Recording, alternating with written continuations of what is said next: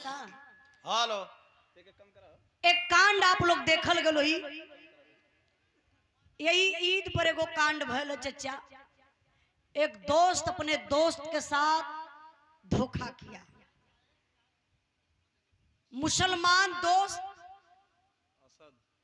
असद और उसका दोस्त हिंदू था सूर्या चौहान। हिंदू मुसलमान की दोस्ती, आपस में अच्छे से लोग बिताते थे, अच्छे से बच्चे सब रहते थे, साथ में खेलना कूदना घूमना फिरना। अब एक दिन के बाद वो असद फोन कैलस अपने दोस्त सूर्या चौहान के ईद का पार्टी देवे बदे। फोन करके बुलाता कि आइए असद, आइए सूर्या, हम लोग ईद की पार्टी मनाते हैं। बेचारा वो लड़का सूर्या चौहान अपने दोस्त के बुलाने पर आंख मूंद करके चल दिया। चल तो दिया, लेकिन उस पापी के मन में बहुत बड़ा काला था।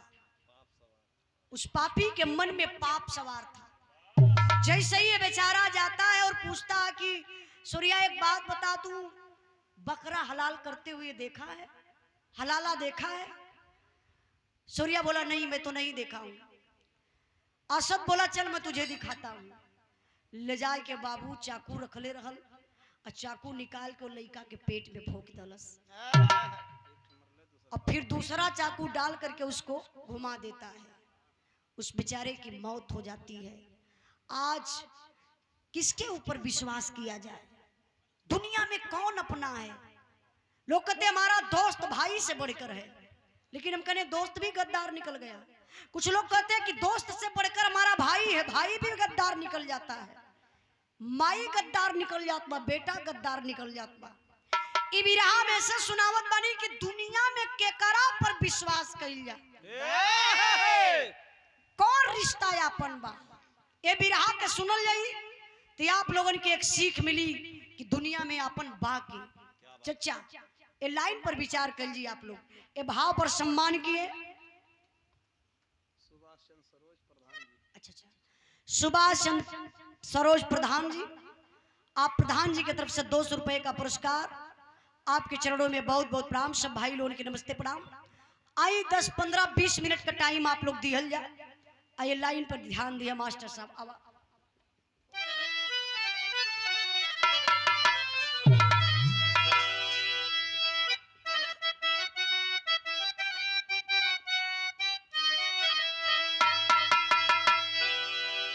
अरे सावन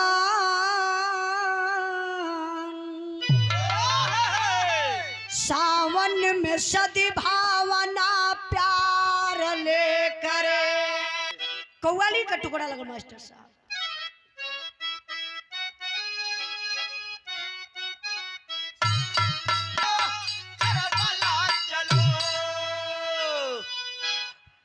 भाव पर ध्यान नहीं, भाव कहना बा मास्टर साहब। आप सही है, वो सही है।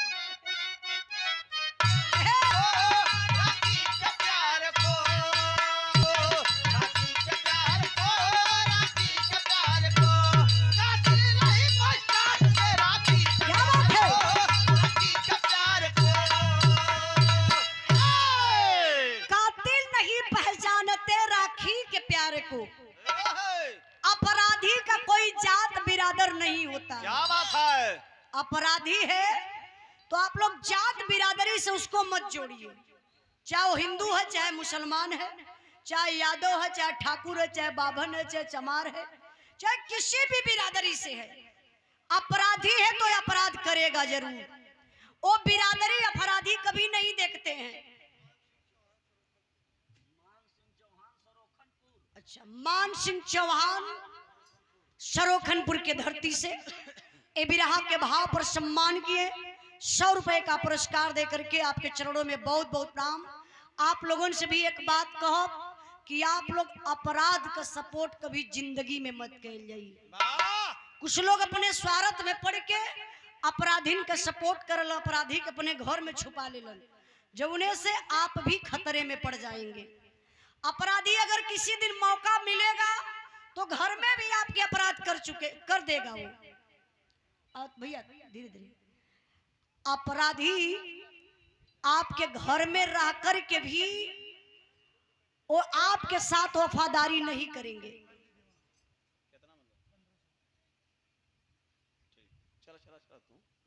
ठीक अपन तब धीरे धीरे करिया ताकि मन के काने तक आवाज ना हो। आई तरी कहानी पर आप लोग ध्यान दें। कहानी कहां से कैसे लिखल गई मास्टर साहब।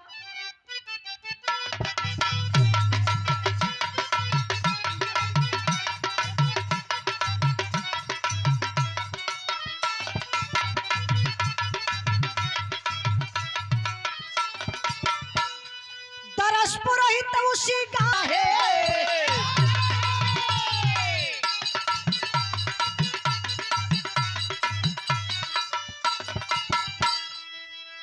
कहानी पर आप लोग ध्यान दें।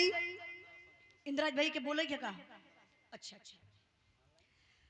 के ग्रुप महाराष्ट्र पुणे से एवं युग होटल रेस्टोरेंट मुंगरा बादशाहपुर कन्हैया लाल यादव जी, ब्रजेश कुमार यादव जी, प्रमोद यादव जी, आप सब के तरफ से 1500 रुपए का पुरस्कार ए विराह के भाव पर भैया के चरणों में बहुत बहुत प्रणाम। ऑनलाइन पुरस्कार देके सम्मान किए भैया। अच्छा आजकल ऑनलाइन से हमान का भी फायदा होता बा। तब का फंस जाइला हमान भैया। हाँ ये तो हो सर्वर काम ना करी। सम्मान के लिए बड़का भैया स्वर्गीय रमाशंकर यादव जी के आप सुपुत्र हैं देवेंद्र यादव जी और रविंद्र यादव जी, आपके तरफ से 200 रुपए का पुरस्कार। और स्वर्गीय रमाशंकर यादव जी, हम रमाशंकर कहानी है ना, रमाशंकर यादव जी सुपुत्री श्रीमती पूनम यादव जी हमारे दीदी की तरफ से। अच्छा क्या बात है, आपो लोग बैठ के विराह सुनत हो। यह है कि आप लोग तनी दूरे हो। यही से लेट पुरस्कारों फौलू है। यही आई के बगलिए में बैठल रह तू तब का तोहार 2-4 हजार बढ़ जात। तू कहीं बिचवा में टिपिक टिपिक के बोलेला यार। जौने खातिर बुलाओ तो हम समझत है ना। धन्य प्रभु। ई हमारे दिमाग का बात जानत हो, हमारे दिल का बात ई जानत हो रे। हमार बिरदरी लोग हई, हमार माई बहन लोग हई, तनी से दूरे से बिरावा सुनत हो तो हमके कष्ट ही होत हो कि चाचा दादा भैया लोग 20 किलोमीटर 25 किलोमीटर 50 किलोमीटर आप लोग बिरहा सुने बदे चल जाइला। अब माई बहन लोग घर के बगलिए में ना सुन पावेली। जाना लगा है कहीं बक बाऊ बैठल हुआ का कहीं है भैया हम देखिए तो का कहीं है। मतलब लाज शर्म में पड़ के घरा के बगलिए में आई लई बिरहा कोनो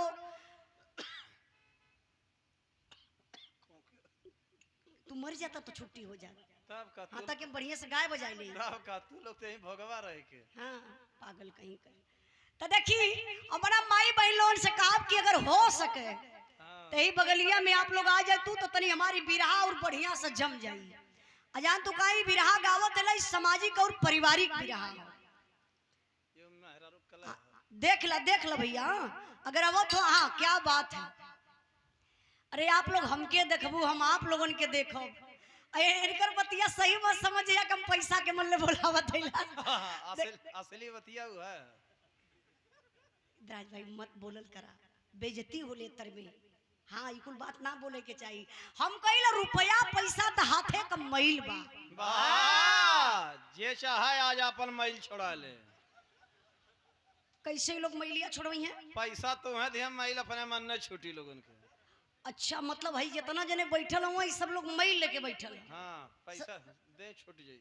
हे भैया जके जके मैल छोड़ावे के। हाँ पैसा तो है दे। जे पैसा ना दे ओकरे और पोताए जाई। भैया तू जीत गईला हम हार गईली बस। आई हमार माई भाई लोग आ जाइए अरे बैठ जाइए।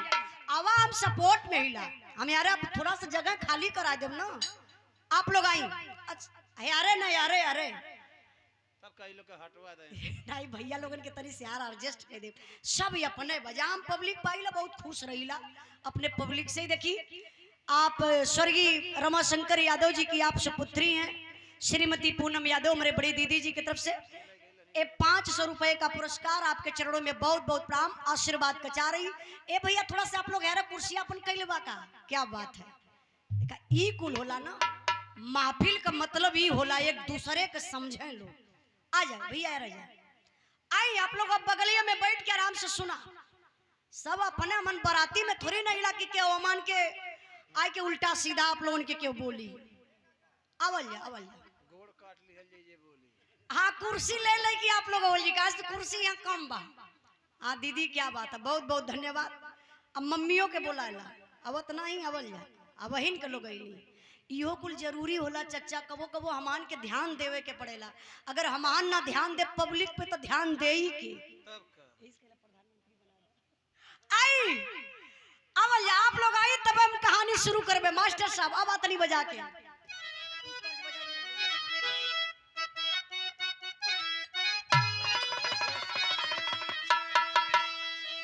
अब आप लोग तनी से कहानी भी समझत रही।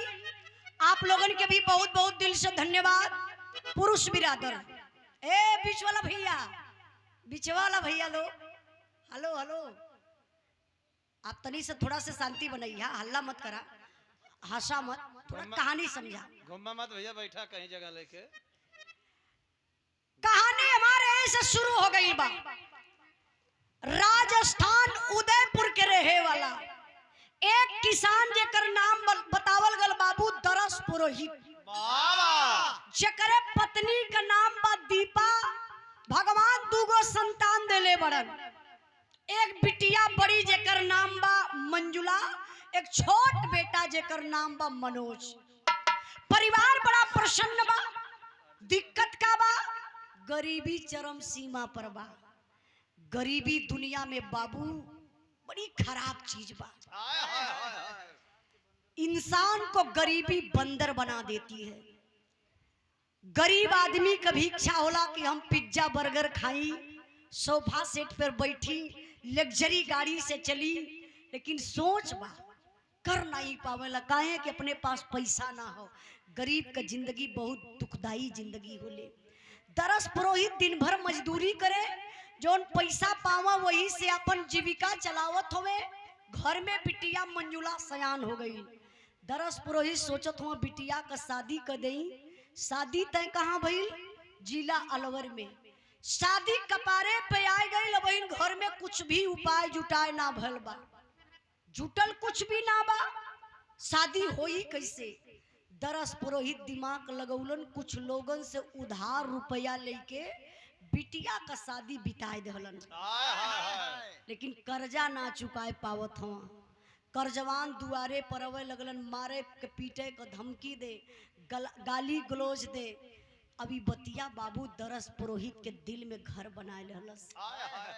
चिंता कलहलन। अब सोचो सोचो तो उनकर तबीयत खराब होके लगल। बिरहा के सुने वाले भैया बाबू आप लोगों से एक बात कहो, जहां बिरहा में पॉइंट रही ओके आप लोग अपने मेमोरी में सेव कर ली जाए। इंसान जो चिंता करता है वो चिता पर लेट जाता है। चिंता चिता के समान है। इंसान को चिंता नहीं करना चाहिए, इंसान को परिश्रम करना चाहिए। लेकिन अब दरस पुरोहित चिंता कैलन तो ये अपने हाथ में पकड़लन, यही सिनेमा पे रख के हथवा दुल्हन के अपने, और रोई के बाबू कहत कहूँ मास्टर साहब,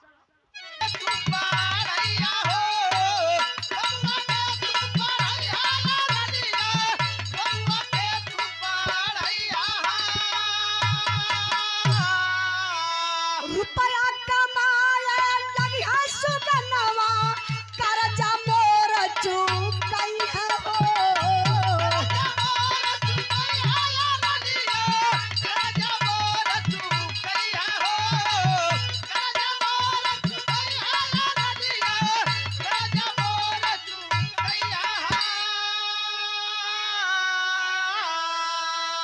अरे टोटल पासा सते ही शाना। देखा कहल जाला कि मर्द के आंख से आंसू कब निकलेला? जब वो टूट जाता है, बिखर जाता है, कोई विकल्प नहीं निकाल पाता है, तब जाके मर्द के आंख से आंसू निकलता है। अरे भैया दारुओ ज्यादा पी लेना तबो रोम ने करो। सही में भाई ये एक अनुभव हमके ना पता बा, लेकिन एक बात बताई, मेहरारू और मर्दे की अपेक्षा आप लोग देखत हो तो मर्द बिरादरी के ज्यादा हार्ट के बीमारी होले। आप लोग जानत हो काहे? मर्दन बेचारन की इतना लोड सर पे रहेला। अच्छा बहरी लोड तो हईबे करे, अब तब ले घरे अइला शाम के ड्यूटी कई के या खेते गृहस्थी कई के अपन घरे आ गेला तो मेहरारू का कहिए हैं दिन भर तो तू ड्यूटी पे रहला ना, आ जोन चाट तोहर गेदी गेदा हुआ इनकी हम ही जियावत हईला। अब उनके ई ना पता कि गेदी गेदा तो 4 गो हुआ, अगर मर्द ना कमाई तो तू ना जिया पैबू। मर्द मेहनत करेला, दुख रहता है तो अपने आप को दिल में समेट करके जीता है बेचारा, किसी से कुछ कहता नहीं है। क्यों? इसलिए नहीं कह पाते हैं कि अगर हम कुछ कहो तो लोग कहें वाह मर्दे, मर्द हुआ कि ना मर्द हुआ, कौन मर्द हुआ कि तू आंख से आंसू बहा दला। अब मेहरारून के हाथ काहे कम होला, जब होई तब लोग रोवे लगे। इटे बिहार का घटना आप लोगों के बताओ था, नेटा पे आप लोग देख लिया, लोग लिखत हुआ कि ज्योति मौर्य 2 एक बिहार का शिक्षिका रही है, पति बेचारा पढ़ौले लिखौले जमीन बेच के पढ़ाई करौले, जैसे ही वो मास्टर बन गई नौकरी पा गई अपने पति के डिवोर्स देती, तलाक देती। एक लड़का का मतारी, जमाना कितना बदल गया। यूरिया डाई के 200 भैया। अब मीडिया वाले के सामने रोवत भी बा, अब कमेंटवा में लोग लिखत हुआ कि लिखल जला कि बेटी पढ़ाओ,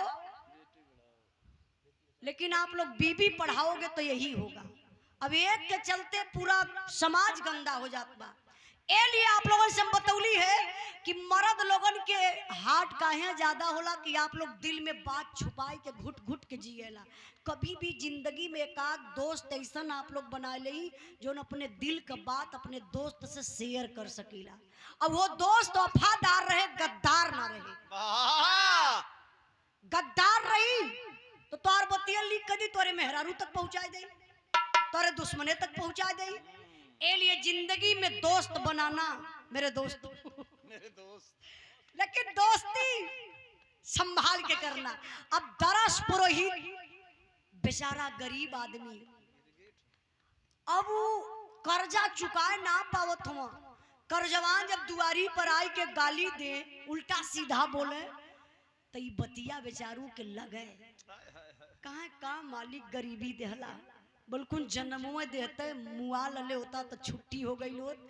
आज ही ताना लोग पैसा खातिर मारत हुआ, टोला परोसा हमार मजा लेत बा।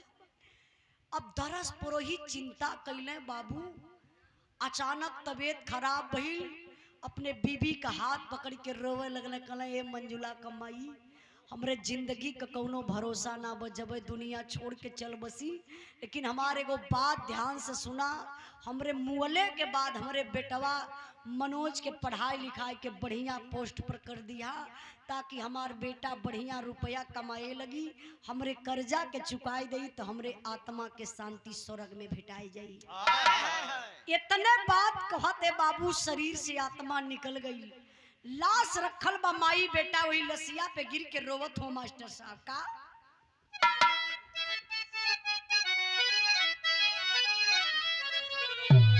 तर्जबा, अरे कही दा भौजी भैया जी से, अरे कही दा भौजी भैया जी से, दे दे मोर गवनवा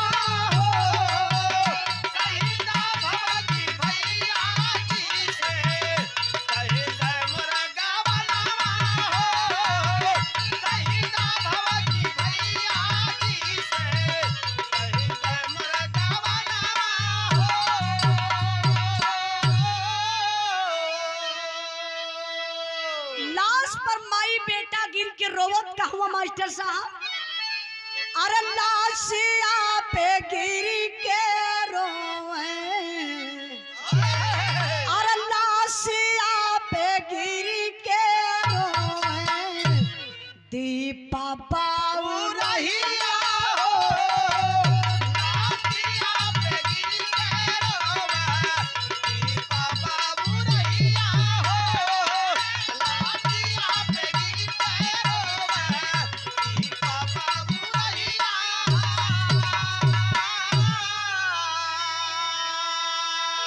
कैसे का पढ़ाई कैसे कार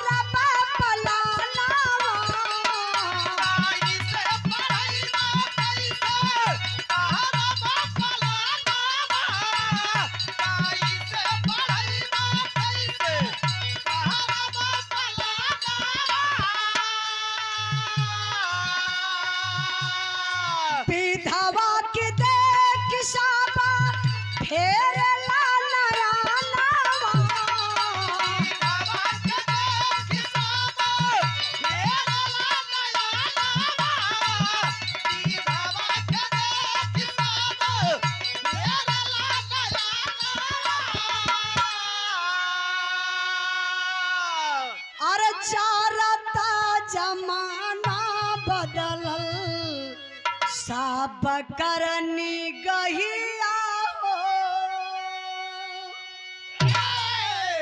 ध्यान दई बाबू, बेचारी मतारी वही लाश पे गिर के रोवत बा। एक तरफ बेटा का मोह, दूसरे तरफ पति का लाश। रोवत बा की मन करत बा कि जाके श्मशान घाट पे पति के साथे जर के मर जाई। लेकिन बाबू पुत्र मोह बा।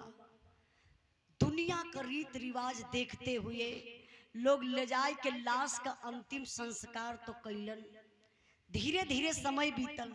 अब बुढ़िया मतारी के दिल में यह चलत बा, हमार पति देव मरते वक्त एक से एक हमसे वादा करके गईलन।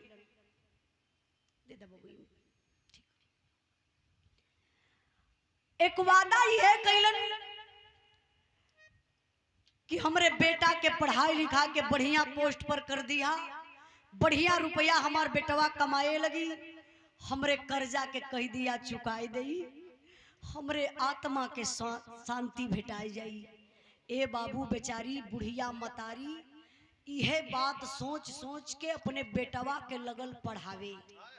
पढ़ावत लिखावत हई, एकलौता बेटा लायक निकलल।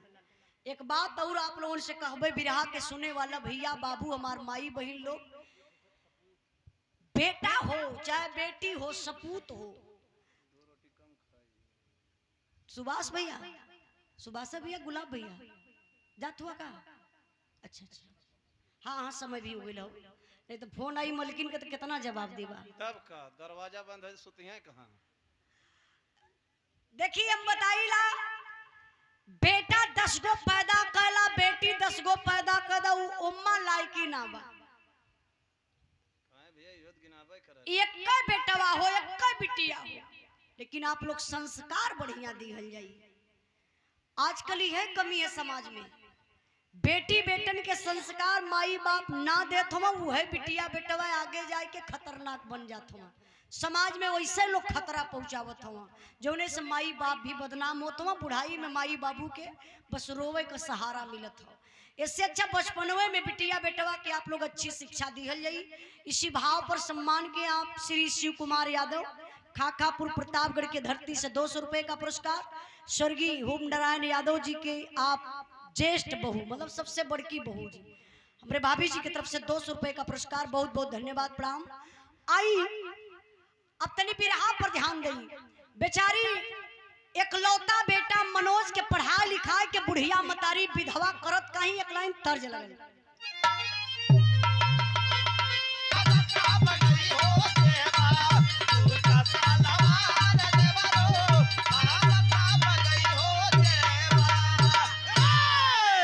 बीरस वाला चच्चा ये लाइन आप बतेबा, इस बिरहा में बीरस का भाव लगल बा। कैसे?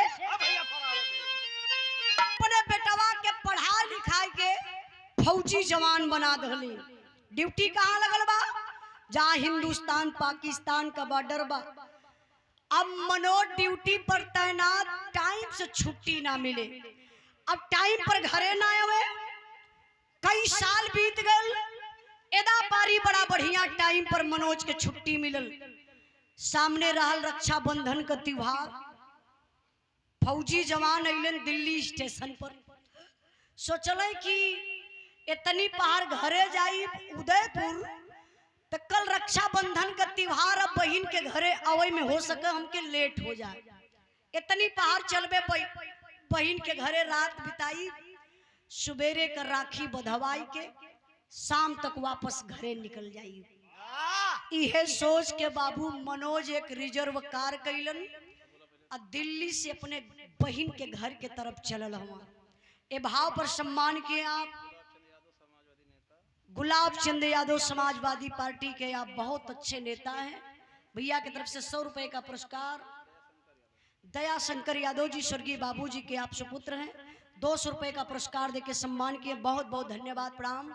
बेचारा भाई जब अपने बहन के घरे पहुंचल, सुबह का टाइम बहनिया चूल चौका करत रहल, उहो सोचती रहल कि बारे भैया मनोज, कल रक्षाबंधन का त्योहार बा, हर बहन अपने भाई के कलाई में राखी बंधिए, हम एदा पारी फिर जो होते रह जाई जोरे पगला बहिन चूल्हा चौका करत बा तबले हनहनात के दुआरे कार आए गई कार बहिनिया देखलस खिड़की से कलस दुआरे पर कार तबले कार का गेट खुलल कार में से फौजी जवान हाय हाय हाय फौजी पोशाक में हाथ में सूटकेस बहिनिया चीन्ह गई कलो रे रे रे रे रे रे रे रे रे रे ई त हमार भैया मनोज बाहो बहिनिया दौड़ के गई भैया के भर अकवारी पकड़लस अब भर अकवारी पकड़ के कैलस का मास्टर साहब तर्ज लगल हो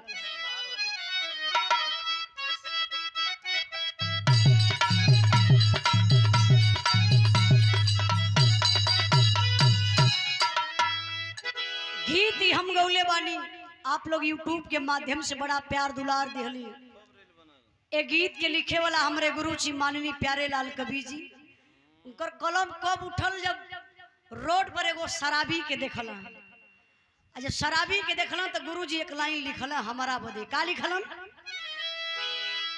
नशवा में पियावा मोर मातल रे हर मातल रे दरुआ पी के पागल नशवा में हरारू जब गावत होई तो वो बेचारी सोचती हुई क्या बात है कमर बड़ा बढ़िया हिलौलन है अरे कोनो बात नहीं नहीं कि दे दा हाँ दे दा अच्छा राजकुमार देखा राजकुमार नेपाली दीवाना भैया का एक्टिंग मुझे बड़ा अच्छा लगा है राजकुमार भैया नेपाली दीवाना या ना बात बात अच्छा वेरी गुड नेपाल चल जाता तो और आसान रहा हाँ नेपाल में बहुत बढ़िया से मिल जाला नेपाल में मैंने कहा इंडिया में देखबा ना तो शराब का ठीका कंपोजिट कंपोजिट कंपोजिट लेकिन आप नेपाल में चल जा सब्जी वाला दुकान वो सब्जी वाला भी दारू का